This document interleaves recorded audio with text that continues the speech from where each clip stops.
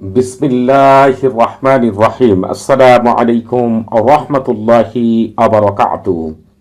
আজকে আমি আপনাদের মাঝে হাজির হয়েছি স্বামীকে সারা জীবনের জন্য বাধ্য বশ করার, আকৃষ্ট করার, উত্তেজিত করার, দেওয়ানা করার, এমনকি স্বামীর পরকীয়া এবং অত্যাচার নির্যাতন বন্ধ করার 100% পরীক্ষিত সেরা শক্তিশালী বিশেষ একটি আমল নিয়ে আজকে আমি আপনাদের মাঝে এমন একটি আমল বর্ণনা করব। এই আমলটি যদি সঠিক নিয়মে করতে পারেন, রুহানি জগতের সকল খাদেমরা আপনার স্বামীর মন, মস্তিষ্ক, কল্প, লজ্জাস্থান, মাংসপিণ্ড, রক্তপিণ্ড প্রতিটি লোমের মধ্যে প্রবেশ করবে এবং আপনার জন্য এমন প্রেম, মহব্বত, ভালোবাসা, আকর্ষণ জাগ্রত করবে যে তার এই পৃথিবীতে বেঁচে থাকতে অন্য নারীকে তার আর ভালো লাগবে না। যদি কোনো ব্যক্তি আপনার সম্পর্কে স্বামীর কাছে খারাপ কিছু বলে অথবা স্বামীর সামনে, আপনার সামনে খারাপ কোনো আচরণ আপনাকে কেন্দ্র করে কেউ করে, সাথে সাথে স্বামী তা প্রতিবাদ করবে এবং তার সাথে সম্পর্ক একেবারে ছিন্ন করে ফেলবে।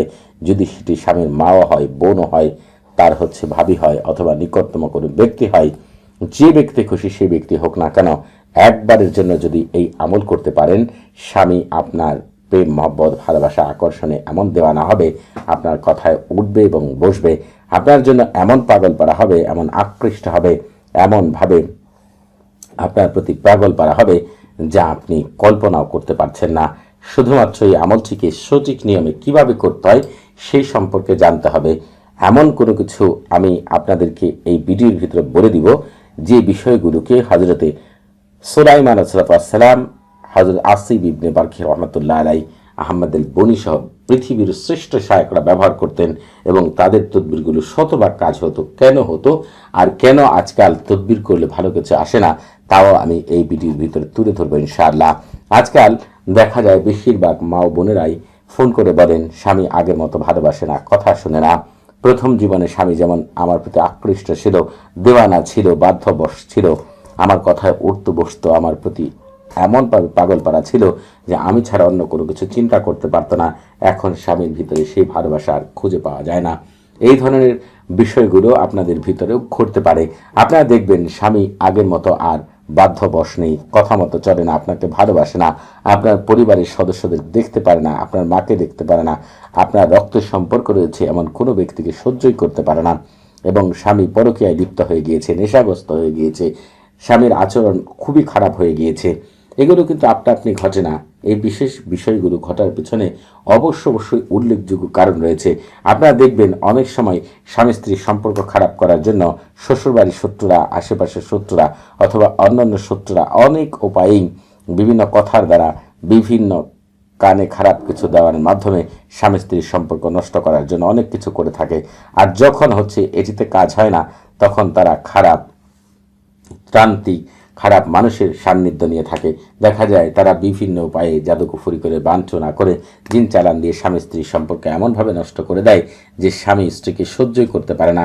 স্ত্রীকে দেখা মাত্রই স্বামী তেলে বেগুনে জ্বলে ওঠে এবং স্ত্রীকে এমনভাবে মারধর করে থাকে, গালিগালাজ করে থাকে, অত্যাচার করে থাকে, নির্যাতন করে থাকে, এমনভাবে আচরণ করে যে স্বামীর আচরণ দেখে মনে হয় এই পৃথিবীতে স্ত্রী তার একমাত্র শত্রু। আবার অনেক সময় দেখা যায় স্বামী খারাপ কাজে এমনভাবে লিপ্ত হয় যে ওই নারীরাও তাকে পাওয়ার জন্য, স্ত্রীর সাথে সম্পর্ক খারাপ করার জন্য বিভিন্ন রকম জাদুকুফুরি বাঞ্ছনা করে থাকে। এর প্রভাব কিন্তু দেখা যায় অনেক সন্তানদের উপরে পড়ে, পরিবারের অন্য সদস্যদের উপরে পড়ে। দেখা যায় অনেক মা বোনেরা স্বামীর অত্যাচার নির্যাতন সহ্য করতে না পেরে অনেকেই রয়েছেন যে বাবার বাড়ি চলে আসে। আবার অনেকেই দেখা যায় যে বাবা মা বেঁচে নেই, ভাই বোনদের সংসারে এসে বোঝা হয়ে যায়। আরও অনেক খারাপ পরিস্থিতির সৃষ্টি হয়ে থাকে। স্বামী এটাও জানে যে কিয়ামতের দিন আল্লাহ তাআলার কাছে এই ব্যাপারে জবাবদিহি করতে হবে।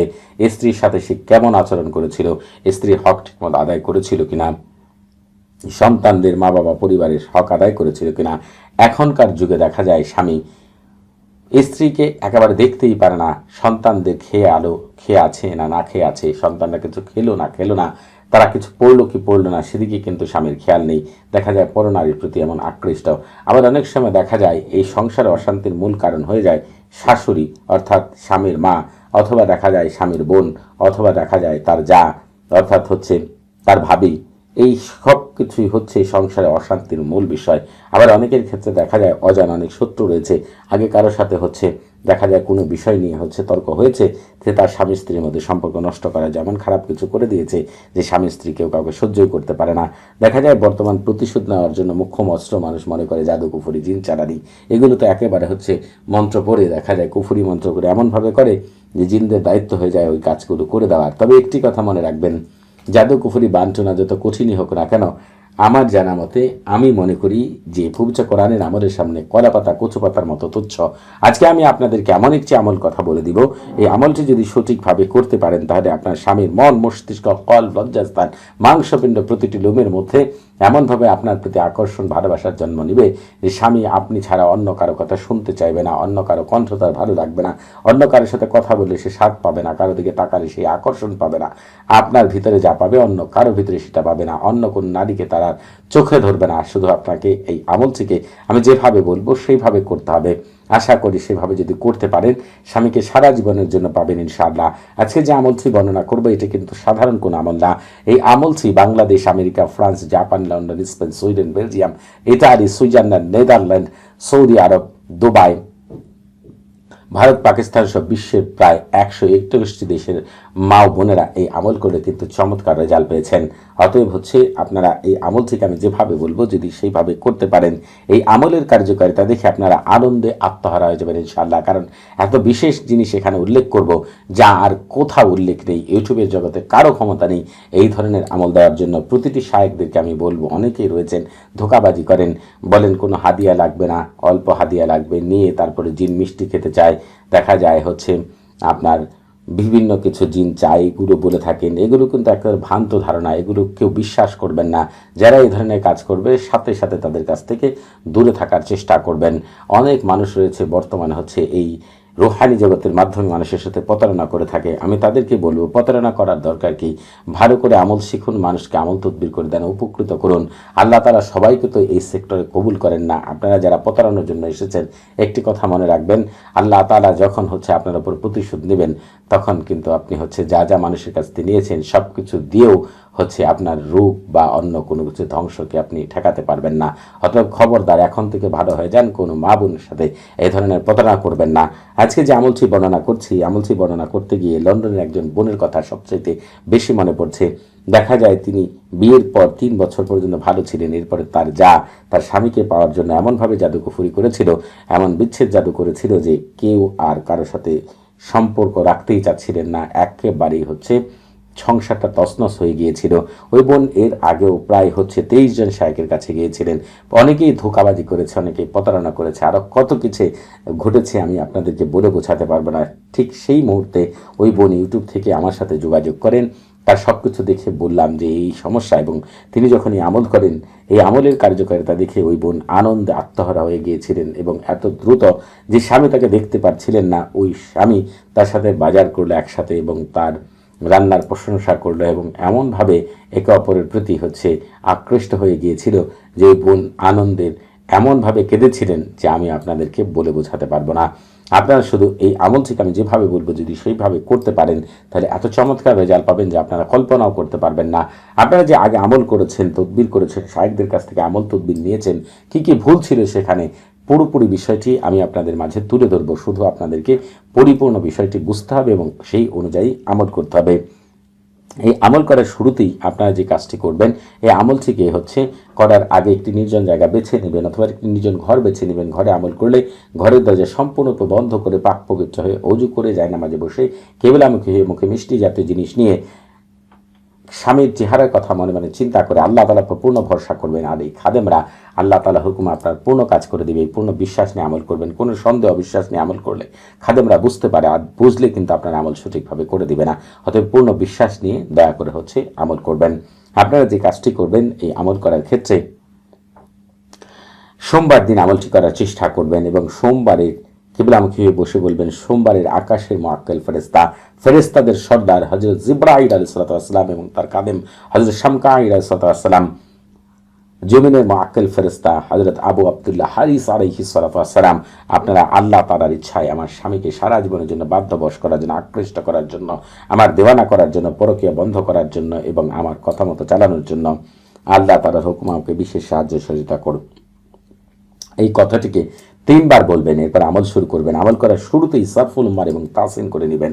এই সারফুল উম্মার তাহসিন হচ্ছে রুহানি জগতের প্রথম দরজা।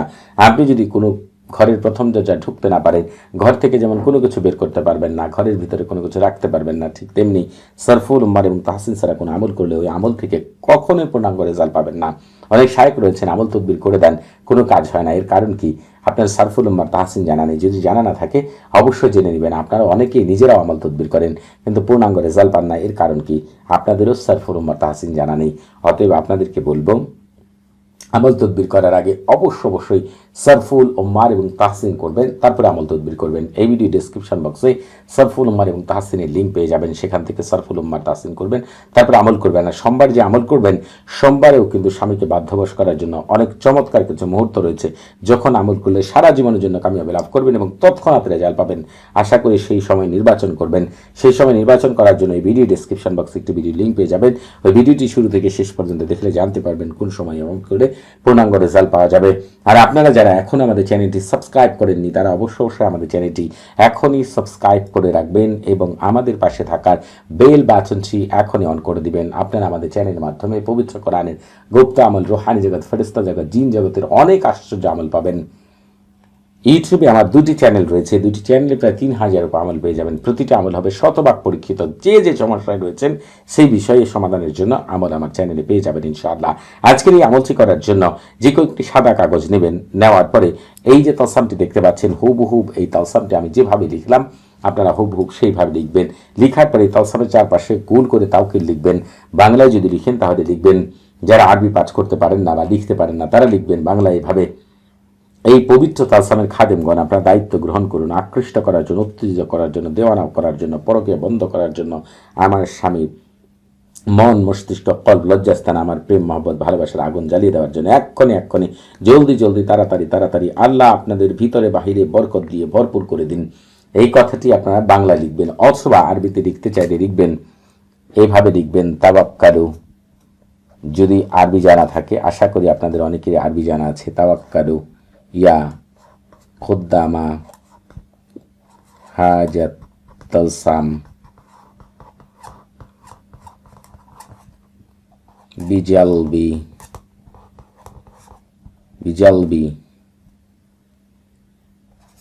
ওয়াত্তাহিজি ওয়া ইহরাকি